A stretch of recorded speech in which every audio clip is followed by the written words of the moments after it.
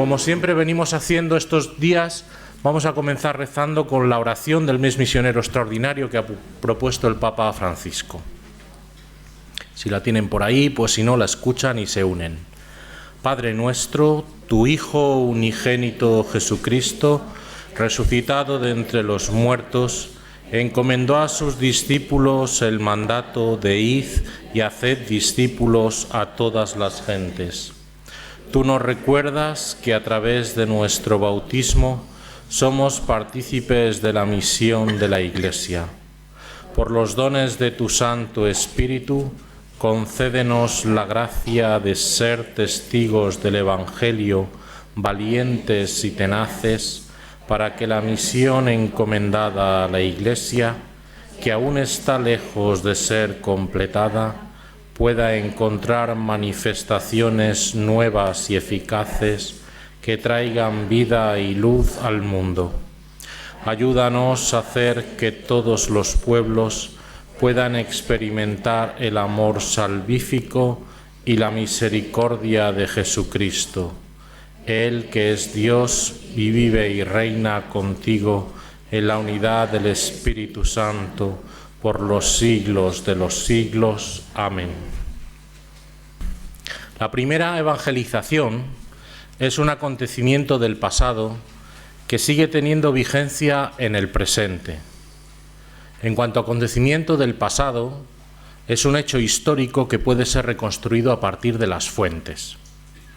En cuanto a acontecimiento histórico que sigue teniendo vigencia hoy, ha dado lugar a un relato que forma parte de la memoria compartida del cristianismo. Uno de los rasgos más característicos de esta generación apostólica fue precisamente la intensa actividad misionera que desplegaron aquellos primeros discípulos de Jesús. Comparada con la siguiente generación y las posteriores, más preocupadas por la consolidación de las comunidades creadas durante este periodo, la generación apostólica estuvo volcada hacia afuera y puso en marcha un programa misionero original, cuyas características no encontramos en las generaciones que vinieron después. El carácter originario de la primera evangelización de aquellos primeros discípulos hizo de ella una referencia fundamental para las comunidades cristianas. Por este motivo, desde muy temprano, el recuerdo de aquellos acontecimientos quedó preservado en un relato que formaba parte de la memoria del grupo. Este relato no solo mantenía vivo el recuerdo de los orígenes, sino que contribuía a definir la identidad de las primeras comunidades. Ahora bien, el relato que los primeros cristianos fueron construyendo a partir de los acontecimientos recordados incorporaba también una interpretación de los mismos, de modo que algunos aspectos quedaron resaltados mientras que otros quedaron en penumbra. Con el tiempo, ese relato se convirtió en un relato normativo, es decir, en el marco en el que se recordaba y actualizaba la primera evangelización. Quiero leerles, solamente para completar esta presentación, un trozo, un fragmento de la primera carta de Clemente, escrita en Roma a finales del siglo I, donde encontramos la primera formulación sintética de este relato normativo. En él aparecen ya algunos de los rasgos más característicos, como son la continuidad entre la misión de Jesús y los discípulos, la referencia a una única misión y el papel fundamental de la predicación. Estos tres rasgos ya están ahí. La continuidad entre misión de Jesús y de los discípulos, la referencia a una única misión y el papel fundamental de la predicación. Dice así el texto, y con esto finalizo. Los apóstoles nos predicaron el Evangelio de parte del Señor Jesucristo. Jesucristo fue enviado de Dios. En resumen, Cristo parte de Dios y los apóstoles de parte de Cristo. Una y otra cosa, por ende, sucedieron ordenadamente por voluntad de Dios. Así pues, habiendo recibido los apóstoles los mandatos y plenamente asegurados por la resurrección del Señor Jesucristo y confirmados en la fe por la palabra de Dios, salieron llenos de certidumbre que le infundió el Espíritu Santo a dar la alegre noticia de que el reino de Dios estaba para llegar. Y así, según pregonaban por lugares y ciudades la buena nueva y bautizaban a los que obedecían el designio de Dios, iban estableciendo a los que eran las primicias de ellos, después de probarlos en el Espíritu, por inspectores y ministros de los que habían de creer. Bueno, pues precisamente para hablarnos dentro de este mes misionero extraordinario, de estas primeras comunidades que son normativas para toda la Iglesia, contamos con la presencia del profesor Emeterio Chaparro, bajo este título que le hemos encomendado, La llamada de Jesús a la misión, misión en las primeras comunidades cristianas. Solamente el padre Emeterio es muy conocido porque es profesor del Instituto de Teología de Vida Religiosa, lleva toda la parte bíblica, esa inspiración bíblica que da como asignatura fundamental, es el secretario de nuestro instituto, con lo cual también tiene una parte académica muy importante, es el coordinador del curso de la titulación de experto en teología de la vida consagrada, modalidad online, que también lleva adelante, y sobre todo su formación está basada en su licenciatura en teología bíblica y su doctorado en lenguas semíticas por la Universidad Complutense, con lo cual su preparación y sobre todo su pasión por la Biblia, ¿verdad? Siempre le verán con una Biblia debajo del brazo por los pasillos, es lo que demuestra máximamente esa pasión. Así que le damos las gracias por estar esta tarde con nosotros y ofrecernos su reflexión. Gracias por la presentación, gracias a todos por asistir. Bien, el título de esta conferencia es La llamada de Jesús a la misión en las primeras comunidades cristianas. Enunciado adecuado en este mes de octubre para los diversos círculos eclesiales llamados a la acción y a la reflexión misionera. Y una frase fundamental, al menos tal como es costumbre en los planteamientos de las disertaciones teológicas: la Biblia, punto de partida. Antes de meternos en profundidades, quisiera poner sobre la mesa una obviedad, que es la de que el mencionado título viene cargado, si no con cruces, con varias preguntas a cuestas. Por ejemplo, en la primera parte del enunciado, Jesús es el elemento central, si no sintácticamente, al menos desde el punto de vista semántico. ¿Se deduce del estudio de los textos bíblicos que él mismo exhortó a sus seguidores a la misión, o es una proyección anacrónica? ¿Y a qué misión se refieren los testimonios que tenemos? ¿Posee el mismo contenido la misión a la que llama Jesús y la de las primeras comunidades? Por cierto, ¿qué debemos entender por primeras comunidades cristianas?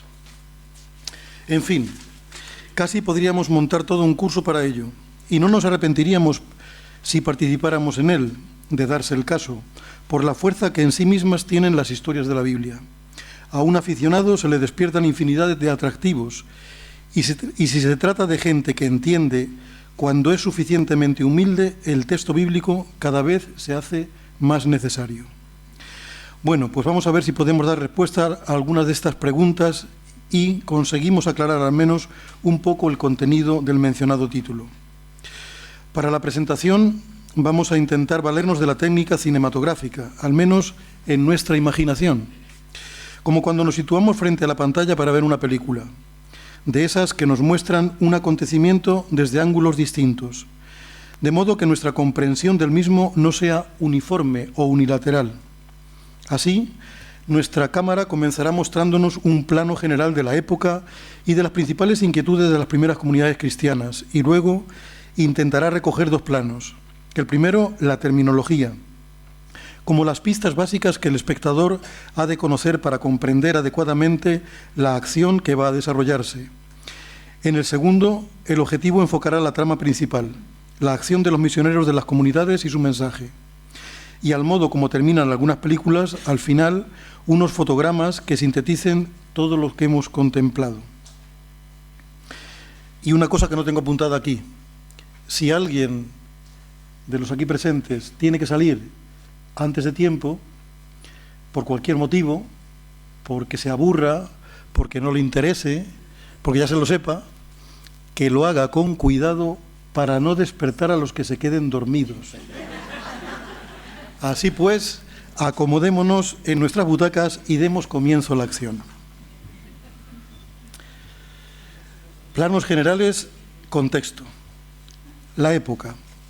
Hace unos años, al hablar de la revelación, se distinguía entre la era apostólica y la era subapostólica.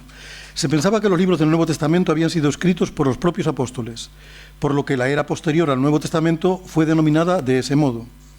Dentro de la tradición católica, este punto de vista quedó recogido en un axioma sobre la revelación que finaliza con la muerte del último apóstol. Hoy en día, la mayoría de los investigadores sitúan el fin del periodo apostólico en una fecha más temprana. Respecto al término apóstol, las ideas no están claras. Si excluimos a Judas Iscariote, solamente tenemos detalles de los 4 primeros: Pedro y Andrés, Santiago y Juan. A pesar de que en los evangelios estos 4 aparecen retratados con frecuencia en compañía de Jesús, Andrés no aparece en las narraciones del Nuevo Testamento de la Iglesia primitiva. Santiago padece martirio al principio de la década de los 40, según Hechos de los Apóstoles, y Juan es mencionado únicamente en algunos pasajes como compañía inseparable de Pedro. Si bien es cierto que la tradición posterior amplió la biografía de Juan identificándolo con el discípulo amado, pero esto no es seguro. En realidad, Pedro es el único de los 12, del que poseemos una información sustancial gracias a las cartas paulinas, a los Gálatas y Corintios, al libro de los Hechos y a las epístolas de tradición petrina. Aparte de los 12, tenemos conocimiento de Pablo como apóstol. Lo sabemos gracias a las 13 cartas atribuidas a su nombre y a la información del libro de los Hechos. Santiago, el hermano del Señor, fue probablemente un apóstol, aunque no uno de los 12. Su importancia como líder de la comunidad de Jerusalén queda probada tanto a través de las cartas paulinas como del libro de los Hechos. Por otra parte, se le atribuye a él una carta en el Nuevo Testamento, y la carta de Judas identifica a su autor a través de su relación con Santiago. De acuerdo con la tradición, Pedro y Pablo murieron en Roma en la década de los 60 y Santiago murió en Jerusalén por las mismas fechas, por lo que para finales del segundo tercio del siglo, esto es, en torno al año 67-68, los 3 apóstoles de los que poseemos un conocimiento detallado a través del Nuevo Testamento habían desaparecido de la escena. Así pues, a excepción de las cartas indiscutiblemente de Pablo, Primera Tesalonicenses, Gálatas, Primera, Segunda Corintios, en torno a los años 50, Filipenses y Filemón, en torno a los años 60, la mayor parte del Nuevo Testamento había sido escrito en el último tercio del siglo, utilizando los nombres de los predecesores apostólicos, a excepción del profeta llamado Juan, que se identifica como autor del Apocalipsis.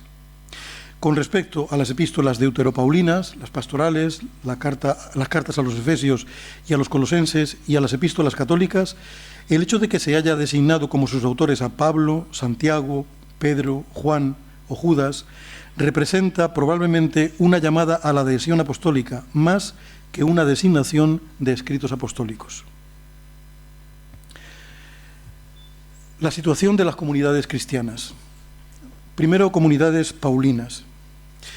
Siguiendo a Barrett, un investigador bíblico, podemos decir que tras la muerte de Pablo se desarrollaron diferentes corrientes de pensamiento entre las comunidades que habían recibido su influencia, representadas por las epístolas pastorales, las cartas a los Efesios y Colosenses y, por último, la obra de Lucas Hechos. El autor de Lucas Hechos divide la historia del cristianismo en 2 épocas casi iguales, centradas en las figuras de Pedro y de Pablo. Este último encarna el plan de Dios de trasladar el cristianismo de Jerusalén a Roma y de allí a todos los confines de la tierra. A pesar de todo, el autor de los Hechos nunca menciona que Pablo escribiese una carta y no refleja ningún conocimiento de las cartas paulinas.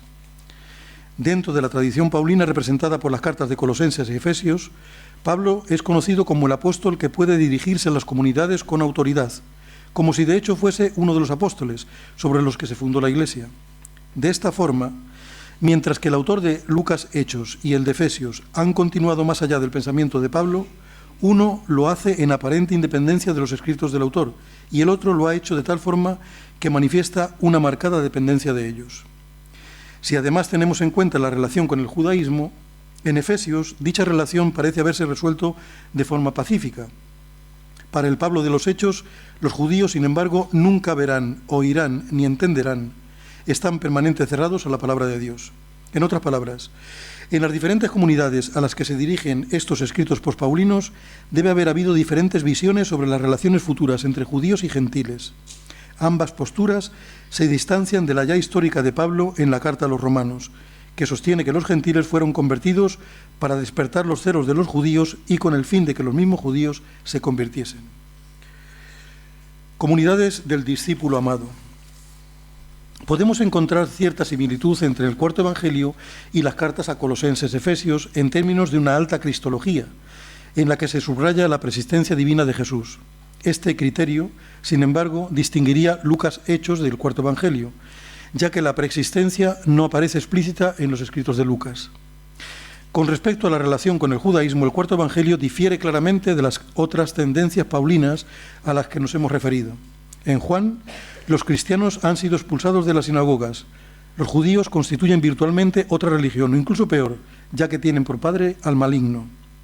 A pesar de que la tradición ha colocado los escritos del cuarto evangelio en Éfeso, apenas podemos imaginar que en la comunidad de Juan hubiesen cesado las hostilidades entre judíos y gentiles, como lo indica la situación representada en la carta a los Efesios. Tercero, comunidades del profeta Juan. Si ahora nos fijamos en el Apocalipsis, podemos suponer que estos cristianos habrían estado en relación directa con el área de Éfeso e indirecta con la comunidad de Juan del cuarto evangelio y de las epístolas. Las duras afirmaciones sobre la sinagoga de Satán y los judíos del Apocalipsis nos sugieren de nuevo la existencia de un grupo en el que las hostilidades no habían cesado aún. El libro del Apocalipsis tiene afinidades con el cuarto evangelio en el tema de la sustitución de la Jerusalén y del templo en la tierra por una Jerusalén celeste y por la presencia de Dios y Cristo. Sin embargo, la insistencia del Apocalipsis en la escatología final difiere del acento puesto del cuarto evangelio en una escatología ya realizada. Pero encontramos algunas concepciones afines entre el profeta del Apocalipsis y el autor de las epístolas de Juan. Tanto en el Apocalipsis como en la primera de Juan se subrayan el poder de la sangre de Cristo para santificar y purificar. Ambos escritos acentúan también la escatología final mucho más que el cuarto evangelio. Pero existen diferencias. El autor de las epístolas de Juan, por deducción, tiene conocimiento de falsos maestros, falsos profetas, pero rechaza de entre sus propios seguidores a aquellos que actúan como maestros y probablemente como profetas. Sin embargo, en el Apocalipsis existen profetas en las comunidades, e incluso el autor mismo se define como profeta. Ni en el cuarto evangelio ni en las epístolas de Juan se mencionan los apóstoles, mientras que en el Apocalipsis muestra respeto por los apóstoles y también por los profetas, y tiene especial veneración por los 12 apóstoles del Cordero. Esta referencia a 12 como el número de apóstoles contradice la existencia de Pablo en el sentido de que él era un apóstol. Cuarto, comunidades de los hebreos. En lo que se refiere a su relación con Juan, la carta a los hebreos está próxima al cuarto evangelio en el sentido de que proclama a Jesús como Dios, el Hijo a través del cual se creó el mundo. Sin embargo, Juan no atribuye a Jesús las limitaciones humanas que encontramos en Hebreos, por ejemplo, en las tentaciones, aprendiendo la obediencia, llegando a la perfección. Hace años se pensaba que la carta a los hebreos constituía la 14ª de Pablo, opinión que prácticamente ningún investigador comparte hoy día. El estilo es totalmente diferente del de Pablo y no hay nada en los escritos del apóstol que se asemeje a la continua y radical crítica del culto de Israel, que es el centro de la carta a los hebreos. En realidad, en los capítulos 9 al 11 y 15 al 16 de la carta a los romanos, Pablo se muestra mucho más partidario de preservar el judaísmo y su culto que en la carta a los hebreos. 5. Comunidades de tradición petrina. Aunque la primera de Pedro, escrita en nombre del primero de los 12, la mayoría de los investigadores atribuyen este escrito a algún discípulo de Pedro tras la muerte de su maestro. En el capítulo 1, verso 13, al capítulo 2, verso 10, el autor de esta carta aplica a los gentiles convertidos toda la experiencia del éxodo de Israel. Han salido libres de su esclavitud anterior y han sido redimidos por la sangre del Cordero. Si en la carta a los hebreos el sacerdocio levítico ha sido sustituido por Cristo, en la primera de Pedro a los cristianos constituye un sacerdocio regio. Conservar y volver a aplicar en lugar de sustituir son las características de la teología de la primera de Pedro. El lenguaje del judaísmo se utiliza como si perteneciese a los cristianos y no hubiese otros que lo reclamasen. La comunidad de Santiago. Los puntos de vista que aparecen en la epístola de Santiago tienen un carácter aún más judío. Si la primera de Pedro se dirige a los exiliados elegidos de la diáspora, seguramente gentiles, Santiago se dirige a las 12 tribus en la diáspora, tal vez cristianos judíos. No aparece ningún pasaje referente a la cristología, pero sí insiste en la moralidad de los profetas de Israel. Por tanto, es posible que Santiago se dirigiese a una comunidad cristiana del último tercio del siglo, donde la fe en Jesús es entendida como perfeccionamiento de los valores judíos y no como separación del judaísmo. Sabemos que en la literatura posttestamentaria Santiago se convierte en el héroe por excelencia de los cristianos judíos que no discrepaban del judaísmo por la ley, sino por la fe en Jesús. La razón de que se considera a Santiago la autoridad que está detrás de esta epístola canónica puede ser una forma incipiente de tal tendencia, porque quien observa la ley, pero falta en un solo precepto, se hace reo de todos, en el capítulo 2. Ciertamente el énfasis que pone en que el hombre es justificado por las obras y no por la fe, refleja valores diferentes de los de Pablo en Romanos 3:28. El hombre es justificado por la fe sin tener en cuenta las obras de la ley. La comunidad de Mateo. El Evangelio de Mateo se encuentra próximo en muchos sentidos a Santiago, a pesar de que Mateo escribe una comunidad de cristianos judíos entre los que se encontraban gran cantidad de seguidores cristianos de origen gentil. Incluso, aunque con la postura de Jesús habéis oído que se dijo, pues yo os digo, se les inculca actitudes no legalistas, el sentido no es abolir la ley, sino llevar a término el propósito divino que hay detrás de ella. Pablo y Mateo habrían alcanzado parecidas conclusiones prácticas con respecto al tema de las obligaciones individuales, solo que Pablo lo habría hecho sobre el principio de que el fin de la ley es Cristo, mientras que Mateo habría visto a Jesús como el que dará perfecto cumplimiento a la ley en los tiempos de la escatología. La relación de la comunidad de Mateo con el judaísmo debió de ser menos rupturista que la de la comunidad de Juan, pero sí más problematizada que la comunidad dirigida por Santiago. Por último, la comunidad de Marcos. Marcos parece que escribió un evangelio bastante crítico con respecto a los apóstoles, especialmente de Pedro, como personajes que nunca entendieron a Jesús ni creyeron un evangelio, donde las apariciones después de la resurrección han sido suprimidas en favor de una parusía que tiene lugar en Galilea. Sin embargo, esta no deja de ser una lectura un tanto sesgada. Es verdad que Marcos describe a los 12 como personas sin entendimiento, debido a que Jesús no había padecido aún. Pero esta descripción puede querer decir que la importante misión a realizar después de la crucifixión requería de un periodo de iniciación. Todos los cristianos deben creer a través del prisma de la cruz. Este estímulo se dirige a aquellos cristianos que estaban padeciendo. Marcos 16:7 hace referencia a una bien conocida aparición del resucitado a Pedro, por lo que podría interpretarse que la parusía de Galilea constituye una ficción de la imaginación del intérprete. Parte del problema consiste en que mientras podemos diagnosticar algunas características de la teología de Mateo y también de Lucas, viendo cómo transforman a Marcos, no podemos conocer, sin embargo, las fuentes de este. Podemos saber lo que Marcos dice, pero no necesariamente por qué lo dice. En resumen, al tratar de reconstruir las situaciones comunitarias existentes en el periodo subapostólico, surge un problema metodológico que consiste en averiguar si el pensamiento que aparece expresado es exclusivo del autor o si es verdaderamente compartido por toda la comunidad. Otro problema se refiere al grado en que los escritos reflejan las visiones de la comunidad. Únicamente podemos tener certeza de que los creyentes captaron un énfasis positivo en cada escrito. Con esta sucinta presentación que acabamos de hacer, podemos ver cómo los diferentes énfasis que aparecen en estos testimonios documentales responden a la cuestión de la supervivencia tras la muerte de la primera y principal generación de guías apostólicos o héroes de las comunidades. Primer plano de nuestra película Misión y misioneros. El objetivo de nuestra cámara apunta ahora a los términos básicos que están contenidos en el título de la conferencia. Habría muchos más, pero se hace necesario que optemos por aquellos que consideramos básicos. Primero, la misión. Para hablar de la misión y su mensaje en la Biblia, encontramos diversos términos. Los más significativos son apostello y euangelizomai. hablaban así. Ambos son vocablos que se empleaban en griego clásico, antes de pasar a formar parte de la Biblia. Apostello significaba enviar, tanto personas como cosas. Cuando se delegaba a una persona para un encargo determinado, el enviado era el representante del que lo enviaba. Otro verbo, pempo, usado con mayor frecuencia, destacaba simplemente el hecho de enviar. Con carácter religioso, la autorización del enviado para representar a su señor se halla ya en la filosofía popular griega, en concreto en el estoicismo, como expresión para indicar una autorización divina. El adjetivo apóstolos se encuentra en el lenguaje naval. Expedición naval, flete, también significaba el jefe de la expedición naval, tropa enviada.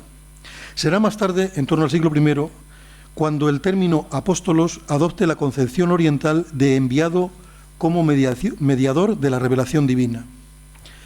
La Septuaginta, es decir, la traducción del Antiguo Testamento del hebreo al griego, emplea apostello y exapostello unas 700 veces en total, es decir, bastante, casi exclusivamente para traducir el verbo hebreo shalach, que significa extender, despachar, entendiendo que el verbo hebreo no pretende describir el mero hecho de enviar, sino que tiene la finalidad de la misión y por tanto incluye también al mensajero. En el judaísmo de tiempos de Jesús, judaísmo rabínico, existía la función del enviado, el shaluach, que puede resumirse en el principio transmitido en la Mishnah, un texto de leyes judíos del siglo III después de Cristo. El enviado de decía la Mishnah, el enviado de un hombre es como ese mismo hombre. Los rabinos, de hecho, podían ser enviados incluso a la diáspora para hacer visitas o reunir asambleas como representantes del Sanedrín. Estos enviados, sin embargo, no son misioneros. Si ahora pasamos ya al Nuevo Testamento, al hablar de la misión, encontramos los siguientes datos. Apostello aparece 131 veces. 119 se halla distribuido casi uniformemente en los Evangelios y en Hechos. Lucas es el que más usa el compuesto exapostello, con el significado de despedir, dejar ir. En cambio, Juan emplea más que los otros otro verbo, pempo, también sinónimo del anterior. Tal vez porque Juan haya querido subrayar el carácter funcional del hecho en contra del sentido institucional que había tomado ya la expresión apostólico y al mismo tiempo destacar más vigorosamente la autoridad del Señor que envía. Segundo, el mensaje. También para hablar de la misión y el mensaje, en la Biblia tenemos otros términos. Los verbos evangelizomai, evangelizo, y el sustantivo evangelos o evangelos, y el adjetivo sustantivado evangelion, evangelio. Todos ellos son vocablos derivados de ángelos o de angelo, el primero mensajero, el segundo anunciar. Antes de que estos términos entrasen a formar parte del léxico bíblico, el significado de evangelos es el de mensajero, que trae la noticia de una victoria, o también una buena noticia de carácter político o personal. El verbo evangelizomai significa dar o proclamar buenas noticias, y cuando se refiere a un mensajero sagrado, anunciar. Pero evangelizomai adquiere un sentido religioso cuando se emplea en el contexto de la aparición de un hombre divino, cuya venida es proclamada con alegría. En el griego clásico, el sustantivo evangelion significa la recompensa que recibe el mensajero que trae la noticia de una victoria. Pero también es el mensaje mismo, y entonces es la noticia de una victoria o las buenas noticias en el terreno político privado. Estas noticias son consideradas como un don de los dioses, por lo que para que los dioses continúen siendo propicios se les ofrece sacrificios después de recibir estas buenas noticias. Por último, el término evangelion tiene un sentido religioso en los oráculos referidos al futuro y en el culto al emperador. Las noticias sobre su nacimiento, la llegada al trono, las acciones del propio emperador son buenas noticias que traen al mundo la paz y la felicidad anheladas. Esta acepción religiosa, sobre todo en el culto al emperador, puede ponerse fácilmente en conexión con el Nuevo Testamento. El verbo evangelizomai y el sustantivo evangelion tiene mucha importancia en el Nuevo Testamento, aunque su distribución es muy diferente en cada uno de los escritos, y llama mucho la atención, además. El verbo se halla en Mateo una sola vez, mientras que en Lucas Hechos aparece 25 veces, y en Pablo 19.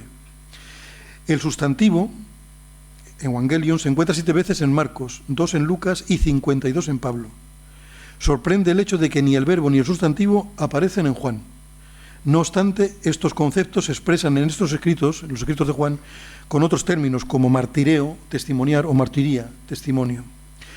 Todo hace pensar que fue Pablo quien incorporó el término Evangelion al léxico neotestamentario, aunque seguramente él lo toma de una acepción desarrollada ya en las primitivas iglesias, empalmando formalmente con el evangelio del culto al emperador, pero al mismo tiempo en confrontación con él. Pues en la praxis misionera el mensaje de salvación de Jesucristo, a causa de su dimensión universal, se oponía al mensaje salvífico político mesiánico. 3. Los misioneros. Una novedad respecto a los 70 es el uso frecuente en el Nuevo Testamento del sustantivo apóstolos. Se halla 79 veces, 34 veces en Lucas y otras tantas en los escritos paulinos. En Mateo, Marcos y Juan se halla una sola vez en cada evangelista. En el Nuevo Testamento, a diferencia del griego clásico, se usa este concepto, apóstolos, solamente en el sentido general de mensajero y además como una designación fija de un determinado oficio de la primitiva iglesia, el apostolado. Lucas emplea el concepto de apóstol exclusivamente para los 12, de modo que el concepto los apóstoles en Lucas se convierte en una expresión fija para designar el grupo de los 12. Pablo casi nunca es llamado apóstol por Lucas. Al parecer, no cumple los presupuestos para tal oficio. Dado que las cartas paulinas fueron escritas antes que la obra histórica de Lucas, constituyen la fuente más antigua para informarnos sobre el uso técnico del concepto neotestamentario de apóstol. Pero hay que tener en cuenta algunos criterios para comprenderlo en los textos paulinos. Por ejemplo, el hecho de que la vocación y la misión para el apostolado no provienen de los hombres, sino de Jesucristo y de Dios. El que con la vocación al apostolado cristiano va unido el mandato de la misión entre los gentiles. También el hecho de que al oficio apostólico pertenece inseparablemente el sufrimiento, o la idea de que, al igual que los profetas, el apóstol posee una penetración especial del misterio de Cristo. Pablo no ofrece ningún indicio de que el apóstol, por su singular posición, sea levantado por encima de la comunidad o goce de una distinción especial entre los demás. Lo que no podemos saber con certeza, por consiguiente, es si los rasgos típicos del apostolado paulino son característicos del apostolado del Nuevo Testamento, si Pablo cuenta a los 12 en el grupo de los apóstoles y qué amplitud tenía éste en tiempos de Pablo. Segundo plano, contenido. Punto primero, Jesús y sus discípulos. Jesús como enviado. Partiendo de los evangelios sinópticos, observamos que ya la fuente Q, en la que se basan Mateo y Lucas, clasificaba a Jesús entre los profetas enviados por Dios a Jerusalén y rechazados por ella. En estos evangelios el mismo Jesús se presenta como el enviado de Dios. Acogiéndolo en los niños, se acoge al mandato divino. En Marcos, en Lucas, Mateo. En la parábola de la viña afirma que Dios mandó repetidamente a sus criados y finalmente a su hijo predilecto a la viña de Israel. En los mismos sinópticos se narra que Jesús escogió a los 12 para enviarlos, a su vez, a continuar su obra profético-escatológica como anunciadores de la próxima llegada del reino de Dios, como exorcistas contra Satanás y como curadores de enfermedades. También el cuarto evangelio habla de Jesús como enviado para destacar su mandato divino frente a los judíos. Por eso él es el profeta por excelencia. Jesús, a su vez, envió a sus discípulos, como el Padre me envió a mí, así os envío yo también a vosotros, infundiendo en ellos su mismo espíritu y capacitándolos para santificar a los hombres mediante el perdón de los pecados. Este tema de la misión está en el centro de la estructura literaria y teológica de la oración de Jesús al Padre después de los discursos de despedida en Juan. En esta oración, en la oración que acabamos de referir, el verbo apostello aparece hasta 7 veces, hasta el punto de que podría verse en esta oración una cristología del envío y definir su vida de hijo que ha entrado en el mundo desde la gloria del Padre como una vida en misión. Así pues, creemos que puede afirmarse con seguridad, tomando como base estos testimonios, que ya el mismo Jesús terreno se había presentado como profeta enviado por Dios, en la línea de los antiguos profetas, pero con la tarea única y escatológica de anunciar e iniciar el reino esperado de Dios. Los discípulos, los 12 y los apóstoles. Por lo que se refiere a los discípulos, encontramos en los 3 primeros evangelios que Jesús llama primero a 4, las 2 parejas de hermanos, Simón y Andrés, Santiago y Juan, luego a un quinto, Leví, y con él a otros muchos. Más adelante escoge a 12, entre ellos a los 4 primeros y a un tal Mateo, identificado por el primer evangelio con el Leví anterior. Jesús hace vida común con ellos para enviarlos luego a continuar su misión. Estos discípulos lo llaman su maestro, rabí, o didáscalos, maestro. De los relatos del cuarto evangelio se deduce que el proceso histórico de formación de los discípulos fue probablemente más lento y complejo que el que presentan las vocaciones sinópticas ideales que hemos acabado de describir. En este evangelio, en el evangelio de Juan, la expresión los discípulos indica prácticamente el grupo o la comunidad de Jesús, es decir, aquellos que han creído en su palabra. Para el cuarto evangelista, el modelo y maestro es Jesús. De ahí que los discípulos tienen que servirse mutuamente, incluso en las tareas más humildes, como el lavatorio de los pies. Tendrán como distintivo de discípulos suyos el mandamiento nuevo del amor mutuo, según el modelo de Jesús, que llegó a dar su vida por sus amigos. Los discípulos representan a los futuros creyentes, incluso en su temerosa adhesión a Cristo. En el cuarto evangelio aparece también la figura misteriosa de un discípulo amado de Jesús, y que durante la última cena estaba recostado en su pecho. Comúnmente se le identifica con el autor del cuarto evangelio. En la redacción última del mismo parece personificar al discípulo intuitivo, previsor, carismático, frente al institucional de Pedro. Los dos viven en comunión dentro de la comunidad, aunque con momentos dialécticos de tensión. Este discípulo corre por delante, avanza más, pero sabe asimismo aguardar a Pedro. Sobre la relación entre los discípulos y los 12 en vida de Jesús terreno, parece ser que hay acentuaciones o perspectivas diversas entre los mismos 4 evangelistas. En Marcos, aunque no se exponen nunca temáticamente las funciones de los discípulos y su relación con los 12, se distingue con claridad en cuanto que cita expresamente la llamada especial y las funciones que determinó Jesús para el círculo limitado de los 12. Los discípulos designan a un grupo mayor. Consiguientemente, el grupo de los discípulos y de los 12 no es el mismo, pero el segundo está siempre incluido en el primero. Para Mateo, el discípulo es el tipo y paradigma del verdadero cristiano, hasta el punto de que en el primer evangelio la expresión los 12 va pasando poco a poco a la sombra, dejando en primer plano a la de los discípulos. Lucas restringe el concepto de apóstoles a los 12, no así el de discípulos. Él, Lucas, que en los Hechos identifica a los discípulos con los que creen en Cristo, ve esbozada en los discípulos del Jesús terreno a la comunidad pospascual. Por eso ellos son los destinatarios del discurso de la llanura. En las frases introductorias a las diversas etapas del gran viaje, son los acompañantes y los receptores del mensaje de Jesús. Si en Lucas los 12 se distinguen del grupo más amplio de los discípulos, ya que se reserva para ellos el testimonio autorizado de toda la vida de Jesús y especialmente de su resurrección, también los simples discípulos, es decir, los cristianos, tienen la tarea de anunciar el mensaje. El cuarto evangelio presupone que los lectores conocen el grupo tradicional de los 12, que se presentan como los elegidos por el mismo Jesús y de los cuales hay uno que lo traicionará. Pero el evangelista sabe que Jesús tenía un número más amplio de discípulos, un número superior al del mismo Bautista, de forma que los mismos fariseos se lamentan de que todo el mundo se va tras él. En este evangelio, la idea de seguimiento y de discipulado se extiende a todos los creyentes. El evangelio de Jesucristo, punto segundo, el evangelio de Jesucristo, primer epígrafe, el mensaje de Jesús. El punto de partida lo constituye un hecho indiscutible, sobre el cual concuerdan los textos evangélicos. Jesús inició su actividad pública autónoma después de la separación de Juan Bautista, anunciando que el reino de Dios se acercaba. Este es el giro decisivo ligado a su persona y a sus gestos, que reclaman una respuesta radical por parte de los oyentes. Una confirmación de esta solidez histórica del anuncio programático de Jesús viene del hecho de que después de la resurrección no es ya el reino de Dios el contenido del anuncio o del querigma cristiano.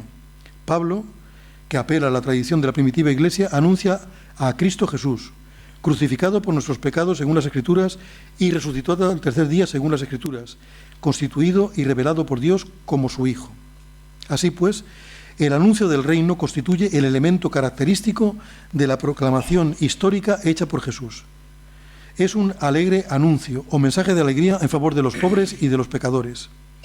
Este aspecto gozoso del anuncio se condensa en la serie de bienaventuranzas que abren el sermón de la montaña en Mateo o el de la llanura en Lucas. Una confirmación del anuncio inaugural del reino la tenemos en la serie de gestos en los cuales se concreta la actividad pública de Jesús: acogida de los pecadores y excluidos, curación y reintegración de los enfermos, etc. También en las parábolas se advierte este hecho gozoso que recorre su misión pública. La proclamación inaugural de Jesús remite a la gran tradición bíblica atestiguada de modo particular en Isaías.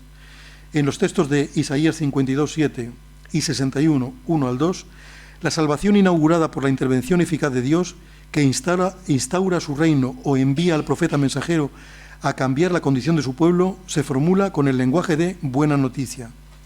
El mensajero que anuncia la paz, que trae la buena nueva de la salvación, el Mebaser, es también el profeta consagrado mediante el Espíritu y enviado a evangelizar a los pobres, a curar a los de corazón oprimido, a anunciar la libertad a los cautivos, a proclamar un año de gracia del Señor. Pero también dicha representación de Jesús entra en el cuadro de las expectativas mesiánicas atestiguadas por la tradición bíblica y judía antigua. Lo tenemos, por ejemplo, en los Salmos de Salomón, también en los textos de Qumrán. Punto segundo, el mensaje de las comunidades en las comunidades cristianas. En el encabezamiento de la carta a los romanos, Pablo se presenta con los títulos que caracterizan y cualifican su función en la misión cristiana. Pablo, siervo de Jesucristo, apóstol por la llamada de Dios, elegido para predicar el Evangelio de Dios. Y declara a continuación: Evangelio que él, por sus profetas, había anunciado antes en las Escrituras santas acerca de su Hijo, nacido de la estirpe de David según la carne, constituido Hijo de Dios en poder según el Espíritu de santificación, por su resurrección de la muerte, Jesucristo nuestro Señor. Romanos 1, 2, 4. Esta conciencia de Pablo, como servidor del Evangelio, enviado a los pueblos, se transparenta desde los primeros escritos en la forma de llamada o de investidura. A los cristianos de Galacia les declara abiertamente que no existe un evangelio diverso del que ha anunciado, que es el Evangelio de Cristo. Como confirmación de esta afirmación, refiere en sus rasgos biográficos esenciales el recuerdo de la experiencia inicial que legitima su contenido de anunciador del Evangelio de Cristo. Pero cuando Dios, que me había elegido desde el vientre de mi madre, me llamó por su gracia y me dio a conocer a su Hijo para que yo lo anunciase, euangelizomai, entre los paganos, inmediatamente sin consultar a nadie, etc. Gálatas 1, 15 siguientes. Este contenido cristológico esencial del Evangelio se menciona también en un texto programático de la primera carta a los Corintios. En el capítulo dedicado a la catequesis sobre la eficacia salvífica de la resurrección de Jesús, puesta en duda o impugnada en el ambiente de la comunidad corintia, Pablo remite al Evangelio anunciado en la misión fundadora desarrollada en Corinto a principios de los años 50. Hermanos, os recuerdo el Evangelio que os anuncié, el que aceptasteis, en el que permanecéis firme, etc. Así pues, la condición para experimentar la fuerza salvífica del Evangelio es la adhesión íntegra y perseverante a su contenido tradicional consignado por el apóstol fundador. Inmediatamente Pablo expone un breve resumen del anuncio autorizado.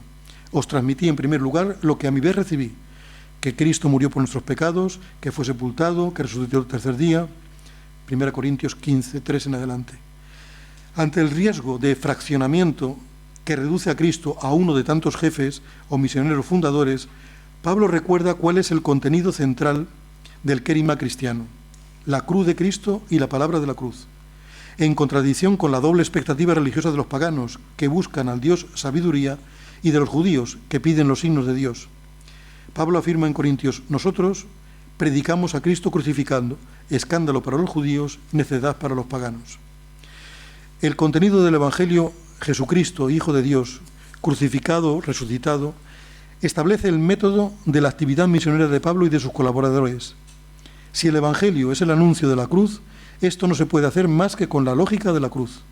Por eso Pablo, a los cristianos de Corinto, que se sienten tentados de instrumentalizar a instrumentalizar la experiencia cristiana en términos de competencia de varios grupos, recuerda el método adoptado por él con un estilo de humildad y de entrega total para hacer transparente en su modo de vivir la lógica de la cruz. El poder y la sabiduría de Dios se revelan en la impotencia y en la locura del crucificado. Por su parte, Lucas presenta en una visión unitaria y dinámica el proceso que va desde el origen y fundación de la Iglesia hasta su expansión, según el programa trazado por el mismo Jesús con el envío de los discípulos, testigos desde Jerusalén hasta los confines de la tierra mediante la fuerza del Espíritu. Para reconocer el papel de los protagonistas basta tener en cuenta la presencia del término evangelion en dos puntos estratégicos de la obra de Lucas, concretamente en el discurso de Pedro en el Concilio de Jerusalén, Hechos 15, y en el discurso de adiós de Pablo a los presbíteros de Éfeso convocados en Mileto, Hechos 20.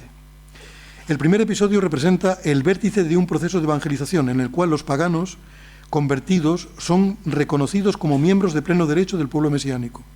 Por eso Pedro apela a su experiencia paradigmática de anuncio evangélico al pagano Cornelio. Hermanos, vosotros sabéis que hace mucho tiempo Dios me eligió entre vosotros para que los paganos oyesen de mis labios la palabra del Evangelio y abrazaran la fe.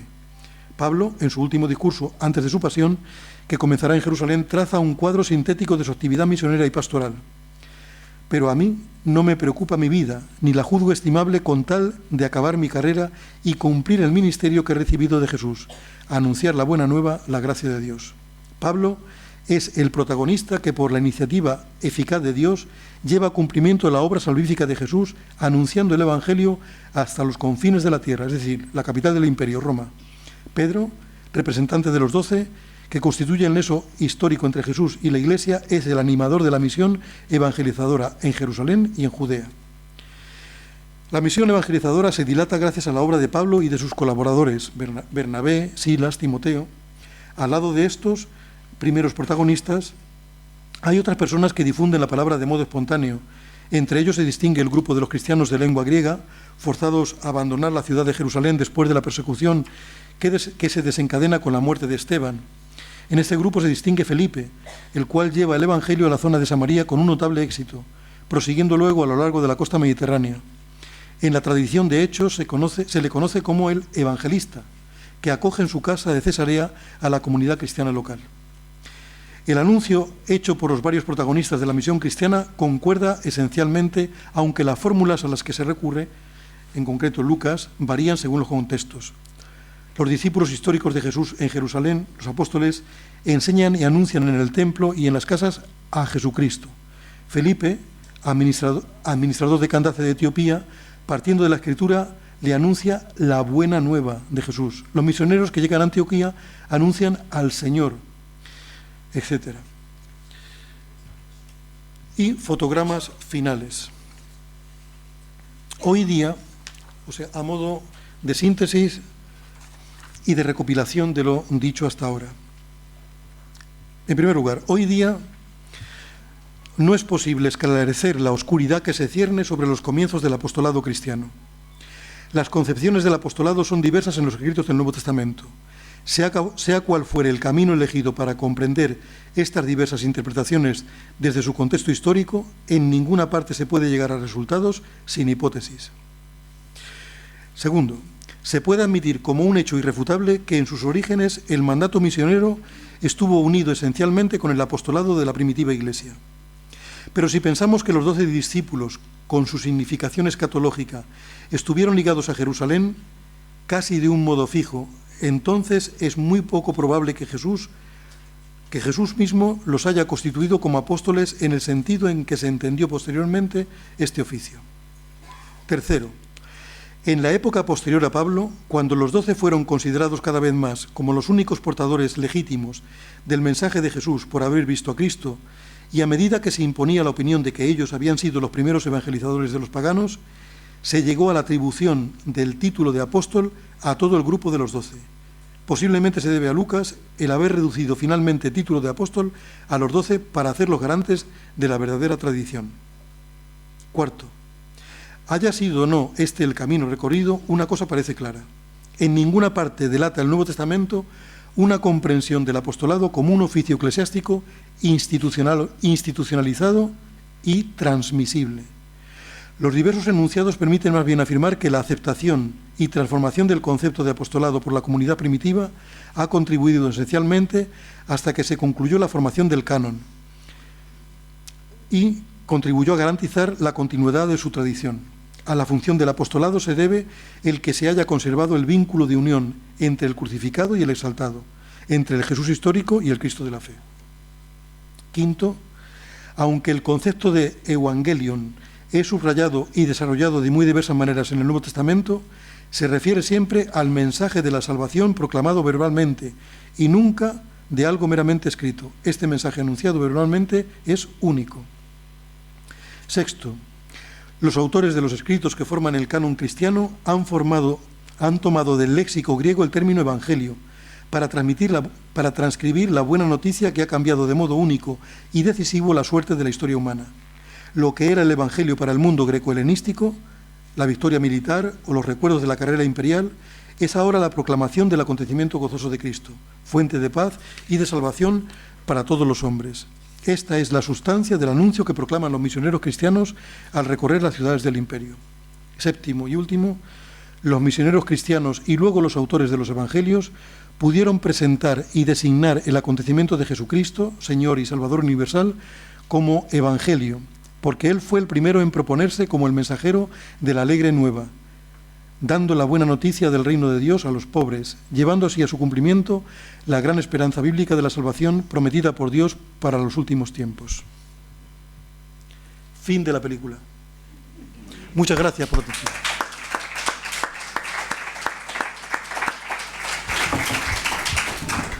Pues muchas gracias al profesor Emeterio por esta, no sé cómo decirlo, ¿no? Este derroche de datos, de información que hemos quedado en gran medida, bueno, pues bien informados de toda esta situación. Vayan pensando alguna preguntita, por favor, abrimos un pequeño diálogo, tenemos un poco de tiempo que yo creo que vale la pena profundizar en esto. Pero mientras la van pensando, yo voy haciendo ya alguna pregunta y alguna cuestión. Pórtate bien. Sí. O sea, tú ahora mismo tienes un poco en la cabeza todas estas características de las primeras comunidades cristianas que nos has descrito, las paulinas, las del discípulo amado, las de Hebreos, tradición petrina. Tú, no sé cómo decirlo, ¿qué elementos comunes podrías encontrar entre aquellas comunidades y nuestras comunidades de hoy? La Iglesia tal y como está hoy constituida. ¿Qué paralelismos podríamos encontrar entre aquellas primeras comunidades y nuestros días, estas comunidades donde vivimos actualmente, ¿no? Esa podría ser una primera reflexión que nos podría ayudar a centrarnos y a aplicar a nuestro día o a nuestro hoy esas primeras comunidades que de alguna manera son normativas para nosotros en ese aspecto de evangelización y de cómo se ha ido construyendo el mensaje y se ha ido transmitiendo. Para mí la característica esencial... ¿O cuál se parecería más de que estas comunidades, cuál se parecería más a las nuestras? Yo creo que desde el punto de vista de la vida, de la experiencia, la característica que además para mí es esencial es que el anuncio, la misión, la transmisión del mensaje ha de provenir siempre de la experiencia del encuentro personal con Cristo, en primer lugar, ¿no? Y yo creo que eso, desde el punto de vista de la experiencia, todos lo tenemos claro. Y de que ese anuncio, el método de ese anuncio, está en conexión directa con la forma de vida. También yo creo que entronca, ¿no? Ese deber moral de que para anunciar a Cristo tú te tienes que haber convertido y vivir de esa manera. Esa sería la primera característica. La segunda también, que no deja de ser importante, es el hecho de que llega un momento, como hemos visto, aunque he ido deprisa y perdonad porque parecía que el objetivo principal era acabar de leer y me ha sobrado tiempo, ¿no? La segunda característica era que, al igual que estas comunidades y estos héroes o apóstoles se convierten en la normativa, también para nosotros nuestra estructura eclesial también entronca directamente, se asemeja a esta experiencia, ¿no? Que puede ser al mismo tiempo, y de hecho lo es, una experiencia enriquecedora. No tiene por qué ser una experiencia reductiva. Yo creo que debe ser, así lo fue en los primeros tiempos y así resulta ser en la mayoría de las experiencias nuestras, ¿no? Esas, por tanto, serían las dos características, ¿no? Bueno, pues no vamos a alargar mucho más. Con esa nota de alegría también nos quedamos, porque fíjense, si hay una característica que va a marcar también este pontificado del Papa Francisco, va a ser precisamente el de la alegría, ¿eh? El Papa, en sus documentos fundamentales, en el primero, ¿verdad? Evangelii Gaudium, el gozo del Evangelio. Amoris Laetitia, la alegría del amor. Y otros, Veritatis Gaudium, el gozo de la verdad. Va a marcar también, y es una constante que el Papa también nos pide que transmitamos, y sobre todo para la vida consagrada, los que estamos aquí, el Papa nos ha recordado, allí donde hay un religioso, un consagrado, allí tiene que estar también la alegría del testimonio y la alegría del anuncio. Recuerden, el próximo jueves la conferencia es el miércoles y es sobre la misión compartida, ¿eh? Muy bien, muchísimas gracias al Padre Emeterio, a vosotros, al que le damos las gracias. Buenas noches y buen descanso. Gracias.